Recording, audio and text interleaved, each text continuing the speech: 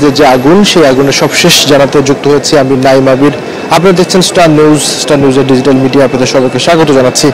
এই মুহূর্তে আমরা আছি কার্গো ভিলেজ অর্থাৎ ৮ নম্বর গেট হ্যাঙ্গার যে এলাকা, সেই এলাকার সামনে দাঁড়িয়ে, এবং এখানে এই মুহূর্তে যেটি আমরা দেখতে পাচ্ছি সেটি হলো যে শাহজালাল বিমানবন্দরের যে কার্গো ভিলেজে আগুন লেগেছিল গতকাল প্রায় 2:15টার দিকে, এবং যার প্রেক্ষিতে প্রায় 7 ঘন্টা এই আগুনটি নিয়ন্ত্রণে আনতে সময় লেগেছে, এবং প্রায় 6 ঘন্টার মতো ফ্লাইট চলাচল বন্ধ ছিল।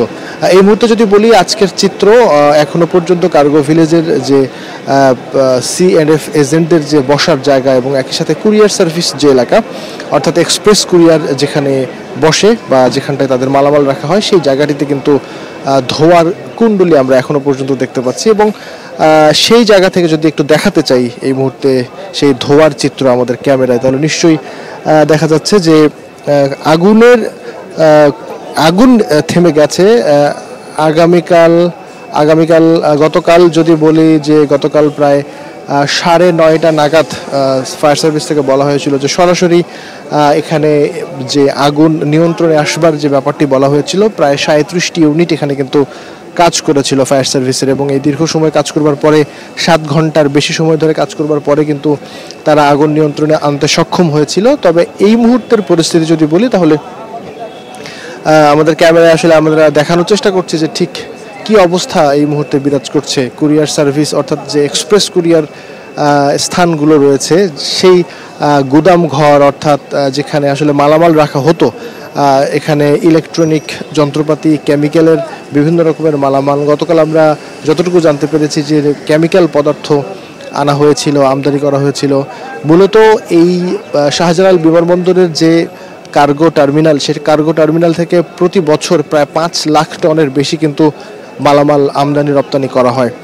সেই জায়গা থেকে যদি বলি, তাহলে এখানে যে পরিমাণ মালামাল ছিল সেটি নিয়ে আমরা যারা এখানে C&F এজেন্ট রয়েছে এবং একই সাথে কার্গোর সাথে সংশ্লিষ্ট যারা রয়েছে, ইন্টারন্যাশনাল কুরিয়ার এক্সপ্রেস যে এখানে একটি কমিটি রয়েছে, সেটি বাংলাদেশ অংশের যিনি সভাপতি, তার সাথে আমাদের কথা হয়েছে। তিনি বলছিলেন 1000 থেকে 3000 কোটি টাকার মালামালের এবং একই সাথে আমদানি রপ্তানির ক্ষতি সেটি কিন্তু হওয়ার একটা শঙ্কা তিনি দেখছেন।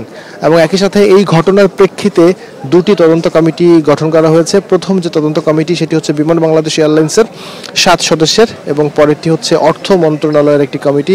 অর্থ মন্ত্রণালয়ের কমিটির কাজ মূলত বলা হয়েছে যে বিমানবন্দরের ক্ষয়ক্ষতি, এই কার্গো ভিলেজের ক্ষয়ক্ষতি নিরূপণ করবার কথা বলা হয়েছে। আর সিভিল এভিয়েশন থেকে এবং বিমান বাংলাদেশ এয়ারলাইন্স থেকে যে কমিটিটি তৈরি করা হয়েছে, সেই কমিটিতে মূলত এটি আগুনের সূত্রপাত এবং পরবর্তীতে কিভাবে ঘটলো এবং কিভাবে আগুনটি ছড়ালো, এবং সবশেষ আগুন, এই ধরনের আগুনের ঘটনা যেন পরে না ঘটে, অথবা ঘটলেও যত দ্রুত সম্ভব এটি নিয়ন্ত্রণে আনা যায়, সেই বিষয়ে একটি সুপারিশমালা তৈরি করতে দেওয়া হয়েছে। বিমান বাংলাদেশ এয়ারলাইন্সের প্রেক্ষাপটটা যদি একটু কথা বলতে চাই, তাহলে যেহেতু শাহজালাল এয়ারপোর্টের কার্গো হ্যান্ডলিং, গ্রাউন্ড হ্যান্ডলিং পুরো কাজটি বিমান বাংলাদেশ এয়ারলাইন্স করে থাকে, এবং দেশের সমস্ত বিমানবন্দরগুলোতেই কার্গো সেবা এবং গ্রাউন্ড হ্যান্ডলিং সেবা কিন্তু বিমান বাংলাদেশ এয়ারলাইন্স দেয়। সেই জায়গা থেকে বিমানের এখানে দায় এড়ানোর কোনো সুযোগ নেই, এবং সেই কারণেই কিন্তু বিমান বাংলাদেশ এয়ারলাইন্সের তরফ থেকে এখানে একটা 7 সদস্যের তদন্ত কমিটি গঠন করা হয়েছে, এবং ফ্লাইট সেফটি বিভাগের যে চিফ ক্যাপ্টেন এনাম, তার নেতৃত্বে কিন্তু একটি কমিটি এখানে তৈরি করা হয়েছে। এবং সেখানে আমরা দেখেছি যে বিমানের বিভিন্ন বিভাগের উপব্যবস্থাপক, মহাব্যবস্থাপক, তাদের সমন্বয়ে এখানে কিন্তু এই কমিটিটি তৈরি করা হয়েছে। আর অর্থ মন্ত্রণালয়ের যে অভ্যন্তরীণ বিভাগের সচিব, যুগ্ম সচিব, তাকে সভাপতি করে বা প্রধান করে আরেকটি কমিটি গঠন করা হয়েছে সরকারের তরফ থেকে। সেখানে বলা হয়েছে যে এখানে কি পরিমাণ ক্ষয়ক্ষতি হয়েছে সেটি যাচাই বাছাই করবার জন্য। এই মুহূর্তে আমরা উদ্ধার কার্যক্রম অথবা আগুন নিয়ন্ত্রণের যারা কাজ করছে তাদের কয়েকটি করে খণ্ড খণ্ড দল দেখতে পাচ্ছি। তারা আসলে এই 8 নম্বর যে কার্গো গেট, এই 8 নম্বর কার্গো গেটের সামনে দিয়ে তারা আসলে চলাচল করছে। বিশেষ করে তারা ভেতরে ঢুকছে, আবার বেরিয়ে আসছে খণ্ড খণ্ডভাবে। আমরা এখানে সেনাবাহিনীর সদস্যদের উপস্থিতি দেখেছি, এছাড়াও আমরা বিমান বাহিনীর সদস্যদের উপস্থিতি এখনো পর্যন্ত এখানে দেখছি।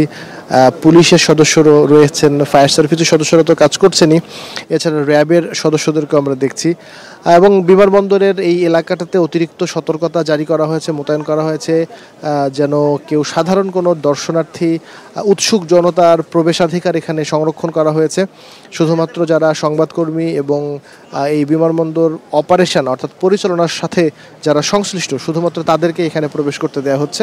এর বাইরে উৎসুক কোনো জনতা বা বিমানবন্দর সংশ্লিষ্ট নয় এমন কাউকে আসলে বিমানবন্দরে প্রবেশ করতে দেওয়া হয়নি এখনো পর্যন্ত। আমরা যতক্ষণ দেখছি একটা সতর্কতার মধ্যেই কিন্তু আইন শৃঙ্খলা বাহিনী কাজ করছে। আমরা ফায়ার সার্ভিসের কথা বলছিলাম, প্রায় 37টি ইউনিট কিন্তু কাজ করেছে প্রায় 7 ঘন্টা যাবৎ। গতকালকের কথা বলছি, 1:15টায় আগুনের ঘটনার খবর যখন ফায়ার সার্ভিস পায়, তারা কিন্তু 2:30টা নাগাদ কাজ শুরু করেছিল, 2:30টা বা 2:30টার একটু পরে, এবং এরপরে 9:30টার সময় তারা ঘোষণা করেছে যে আগুন নিয়ন্ত্রণে এসেছে। এরপরে আরও আধা ঘন্টা পুরোপুরি নিয়ন্ত্রণে আনতে তাদের, বা আগুন নেভানোর ক্ষেত্রে যেটি বলা হয় যে আগুন নিভিয়ে গেছে, সেই ধরনের ঘোষণা তারা 9:30 নাগাদ দিয়েছে। অর্থাৎ টানা 7 ঘন্টা কিন্তু এই আগুন নিয়ন্ত্রণের জন্য তারা কাজ করেছে। এছাড়া যদি বলি যে আমরা যদি এই দীর্ঘক্ষণ পেরিয়ে গেছে, রাত পেরিয়ে গেছে, এই মুহূর্তে আমাদের ঘড়িতে প্রায় 9:30 এই ধরনের আমাদের ঘড়িতে বাজে। এই দীর্ঘ সময় আমরা দেখলাম যে কার্গো টার্মিনালের যে এক্সপ্রেস এলাকাটি রয়েছে, অর্থাৎ কুরিয়ার এক্সপ্রেস এলাকা, সেই এলাকা থেকে কিন্তু এখনও ধোঁয়া বেরোচ্ছে, এবং এটি প্রমাণ করে এই ধোঁয়া যে ভেতরে যে মালামাল রয়েছে সেই মালামাল এখনও পুড়ছে, এবং সেই অবশিষ্টাংশ যে মালামাল রয়েছে সেই মালামাল যেটি পড়ছে সেটি কি আসলে ফায়ার সার্ভিস যারা সদস্য এখানে কাজ করছে তাদের সাথে আমাদের কথা হয়েছে, তারা আসলে বলছিল যে সেটি নিয়ে তারা কাজ করছে।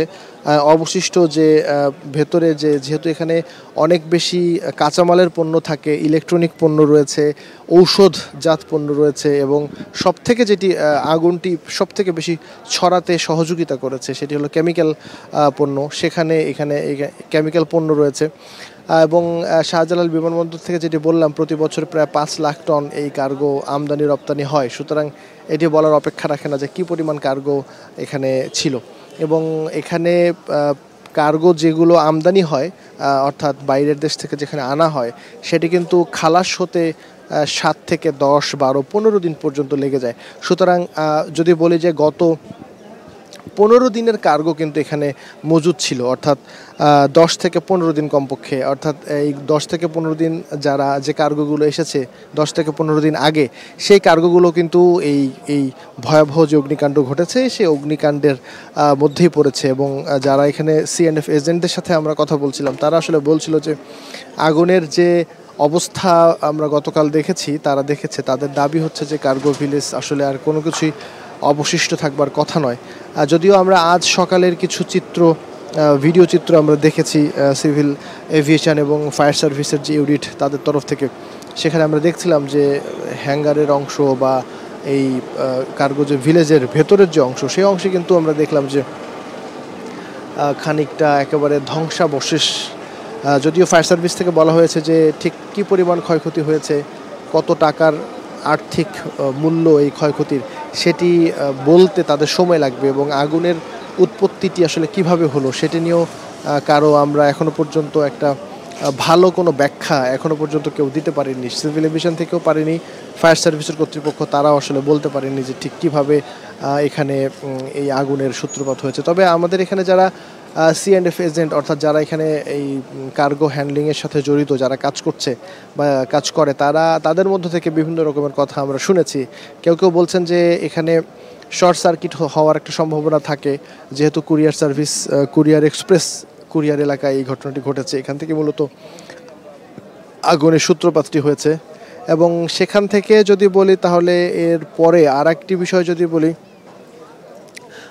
বিষয় সেখানে সেটি বলি, যেটি এখান থেকে যারা এই কার্গো অপারেট যেটি হয় সেই জায়গা থেকে এটি ধীরে ধীরে ছড়িয়ে পড়ে, এবং এখানে যেহেতু একেবারে বিমানবন্দরের বিমান বাংলাদেশ এয়ারলাইন্স সহ অন্য যে এয়ারলাইন্সগুলো রয়েছে তাদের এখানে হ্যাঙ্গার রয়েছে, অর্থাৎ যে বিমানের মেইনটেনেন্স বা রক্ষণাবেক্ষণের কাজগুলো যেখানে হয়, তো সেই হ্যাঙ্গারের থেকে বিমানের যে কয়েকটি ফ্লাইট ছিল, আমরা দেখলাম যে বিমানের ইউএস বাংলার কিছু ফ্লাইট ছিল, সেই ফ্লাইটগুলোকে কিন্তু সরিয়ে থার্ড টার্মিনালের অ্যাপ্রন এলাকায় নিয়ে নিরাপদ দূরত্বে রাখা হয়েছিল। এবং গতকাল রাত 9টা থেকে কিন্তু এই শাহজালাল বিমানবন্দরের প্রায় 5.5 ঘন্টা যে ফ্লাইট চলাচল বন্ধ ছিল, তারপরে কিন্তু এটি স্বাভাবিক হয়ে যায়।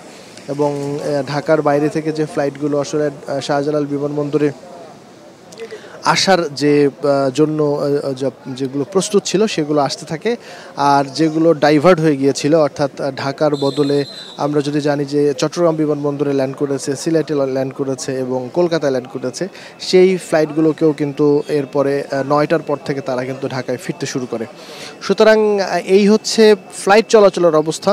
এবার কার্গো ভিলেজ নিয়ে যেহেতু এই সবথেকে বড় সমস্যাটি হয়েছে এখানে, সুতরাং এখানে যে কার্গো ভিলেজটি কবে নাগাদ চালু হতে পারে সেটি নিয়ে কিন্তু কারোরই কোনো ধারণা নেই। কারণ এখানে যে পরিমাণ ক্ষয়ক্ষতি হয়েছে সেটি কাটিয়ে ওঠা, আবার নতুন করে অবকাঠামো তৈরি করা, সেই বিষয়গুলো সময় সাপেক্ষ ব্যাপার। এবং কার্গো চলাচলের ক্ষেত্রেও যেহেতু একটা বড় রকমের দুর্ঘটনা ঘটেছে, পরবর্তীতে যে আগের অর্থাৎ প্রি অর্ডারের যে কার্গোগুলো ছিল, অর্থাৎ শাহজালাল বিমানবন্দরে প্রায় 25 থেকে 30টি কার্গো ফ্লাইট কিন্তু প্রতিদিন চলাচল হয়।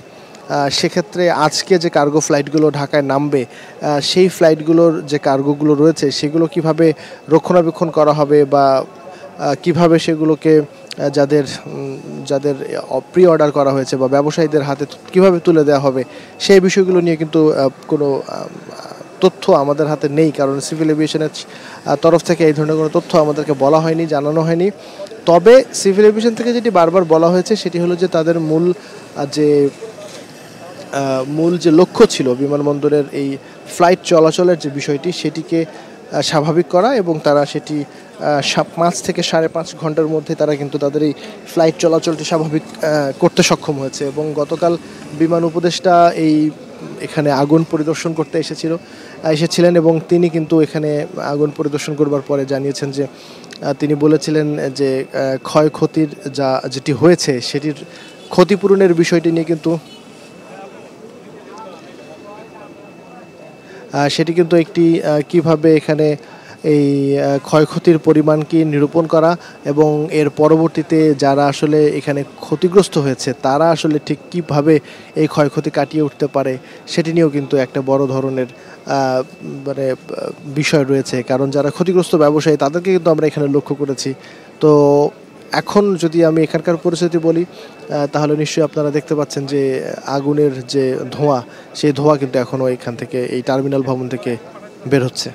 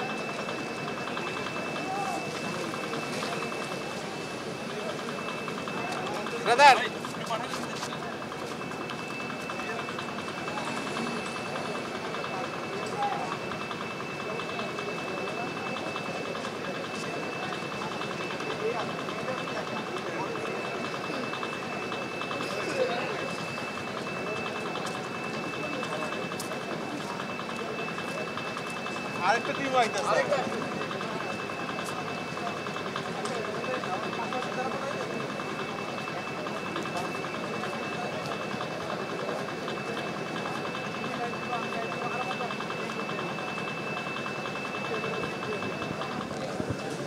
আমরা আসলে যেটি দেখছি যে এখানে ফায়ার সার্ভিসের যারা সদস্য রয়েছে তারা এখনও কিন্তু তাদের ব্যস্ত সময় পার করছে, অর্থাৎ তারা এক্সপ্রেস যে কুরিয়ার সার্ভিসের যে এক্সপ্রেস এরিয়া সেখান থেকে তারা বের হচ্ছে এবং একটি দল খণ্ড খণ্ড দল তারা আসলে এখানে প্রবেশ করছে আবার বের হচ্ছে এবং অন্যান্য বাহিনীর সদস্যরা বিশেষ করে যদি বলি পুলিশ এবং বিমান বাহিনীর সদস্যদের কিন্তু এখানে সরব উপস্থিতিও আমরা লক্ষ্য করেছি। সবথেকে যেটি বড় বিষয় আমরা এখানে লক্ষ্য করছি সেটি হলো যে কার্গো টার্মিনালের যে সাইটটাতে আমরা আসলে দাঁড়িয়ে রয়েছি, আমরা যেহেতু গেট অর্থাৎ প্রধান যে ফটক ৮ নম্বর যে ফটকের বাইরে আমরা অবস্থান করছি, এখান থেকে আমাদের যতখানি দেখানো সম্ভব হচ্ছে ততখানি আসলে আমরা দেখানোর চেষ্টা করছি, কারণ এখান থেকে আমাদের গণমাধ্যম কর্মীদের জন্য বলা হয়েছে যে ভেতরে যেহেতু এখনও কন্টেইনার থাকতে পারে এবং সেগুলো তো পুড়েই যাচ্ছে, সেক্ষেত্রে বড় কোনো বিস্ফোরণের ঘটনাও কিন্তু এখানে ঘটতে পারে। এ কারণেই কিন্তু আমরাও নিরাপদ দূরত্বে এখানে রয়েছি, দূরত্ব থেকেই আমরা আমাদের দর্শকদের দেখানোর চেষ্টা করছি যে এখনও পর্যন্ত যে ধোঁয়া এখানে বের হচ্ছে এই কার্গো টার্মিনাল থেকে। এবং আরও একটি বিষয় এখানে আমরা খেয়াল করছি সেটি হলো যে ফায়ার সার্ভিসের যারা যে গাড়িগুলো এখানে রয়েছে সেখানে কিন্তু পর্যাপ্ত পানির ব্যবস্থা করা হয়েছে এবং সেখান থেকে কিন্তু তারা পানি একেবারে পাইপে করে ভেতরে তারা নিয়ে যাচ্ছে এবং সেখান থেকে কিন্তু পানি তারা এই আগুনের যে সেই ঘটনায় তারা পানি এখানে ছিটাচ্ছে এবং এই আগুন অর্থাৎ যতখানি আগুন এখানে বাকি রয়েছে, অর্থাৎ এখানে যে ধোঁয়ার কুণ্ডলী আমরা দেখছি সেটি আসলে কমিয়ে আনা যায় কিনা সেই ব্যাপারেও তারা চেষ্টা করছে এবং সেই চিত্রই কিন্তু আমরা আমাদের দর্শকদের দেখানোর চেষ্টা করছি।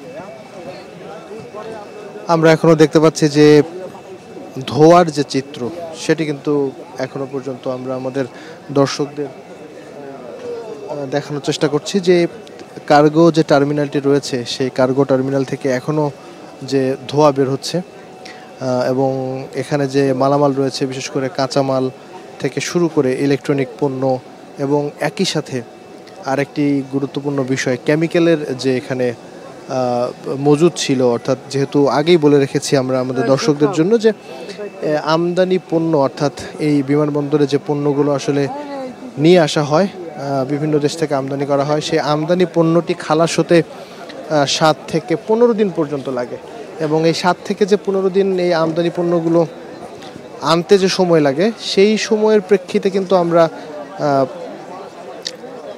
এই অর্থাৎ এই 15 দিনের পণ্য কিন্তু এই বিমানবন্দরটিতে মজুদ থাকে। সুতরাং এই আগুনের মাধ্যমে যে পণ্যগুলো আসলে পুড়েছে সেই পণ্যগুলো শুধুমাত্র একদিন বা দুদিনে মজুদ ছিল বিষয়টি সেরকম নয়, প্রায় 7 থেকে 15 দিন পর্যন্ত পণ্য কিন্তু এই বিমানবন্দরে এই কার্গো টার্মিনালে মজুদ রাখা হয়েছে এবং সে কারণেই কিন্তু এই ক্ষয়ক্ষতির পরিমাণটি অনেক বেশি বলে আশঙ্কা করা হচ্ছে। বিশেষ করে যারা এখানে এই কুরিয়ার এক্সপ্রেসের সাথে জড়িত তাদের সাথে আমরা কথা বলছিলাম, তারা কিন্তু এই ক্ষতির পরিমাণ প্রাথমিকভাবে বলছে যে 1000 থেকে 3000 কোটি টাকার মতো হবে।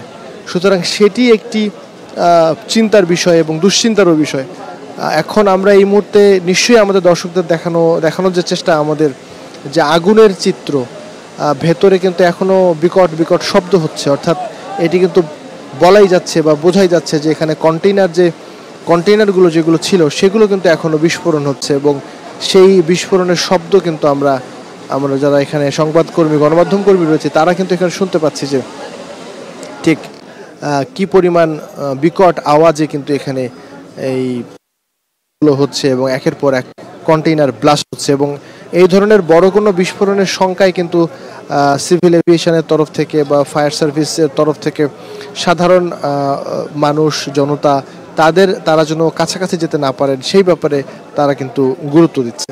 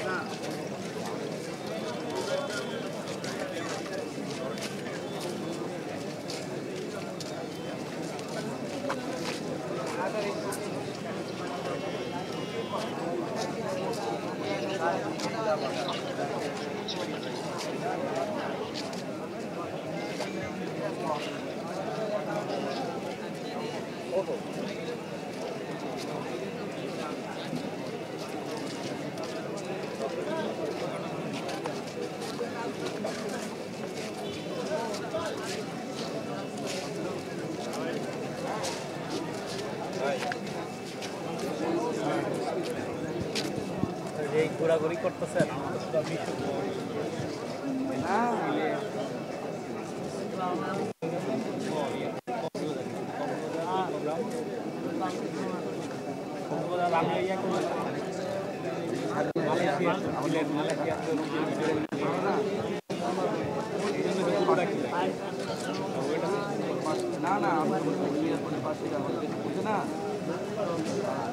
ভাই আপনি আর পরে ড্রোন উড়াইতে পারেন এটা কজন পারেন হ্যাঁ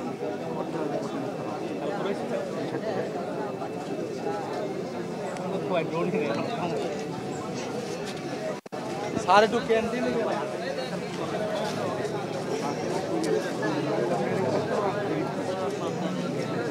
কালকে তো মানে অনুমতি লাগে না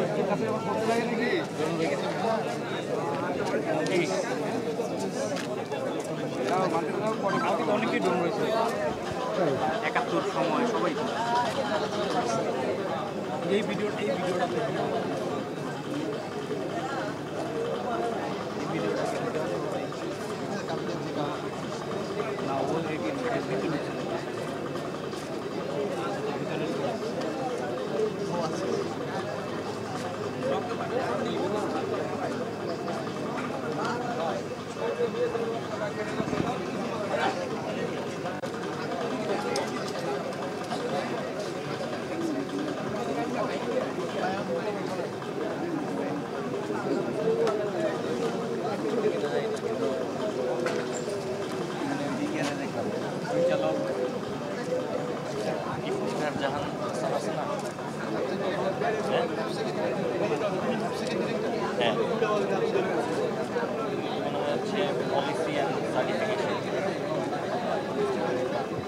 না ও দায়িত্ব বেসিক্যালি নিরাপত্তা সার্টিফিকেট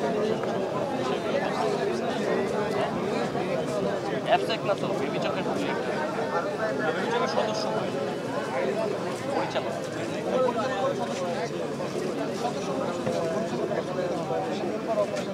হ্যাঁ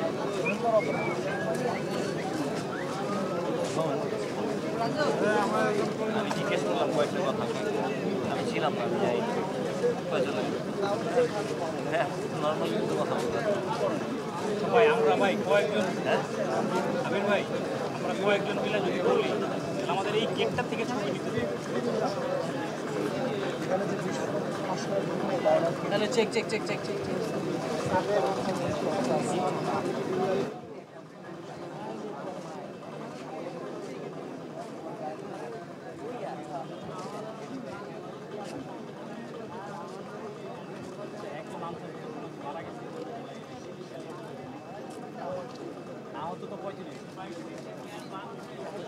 ভাই এখন প্রশ্ন দেওয়া যায় কি সেটা টোটাল কয়টা দুইটা কমিটি হয়েছে না তিনটা একটা হচ্ছে বিমানে একটা হচ্ছে অর্থ মন্ত্রণালয় একটি ফায়ার সার্ভিস অর্থ মন্ত্রণালয় এখানে আসে অর্থ মন্ত্রণালয় আচ্ছা আচ্ছা আমদানির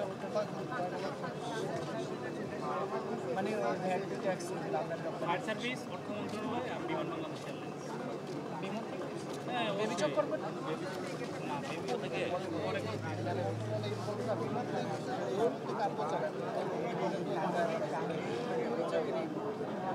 মূল কাহিনী বেবিচক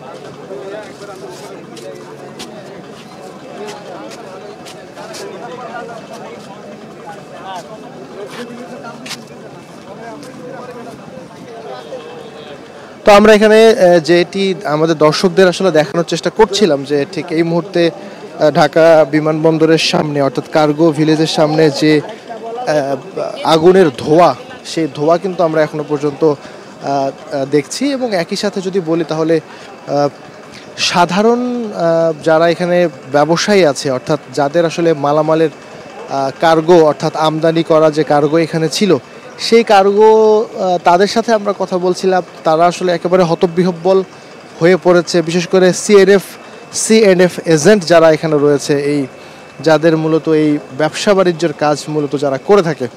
সুতরাং তারাও কিন্তু এক ধরনের একটা কাজ হারানোর শঙ্কা রয়েছে।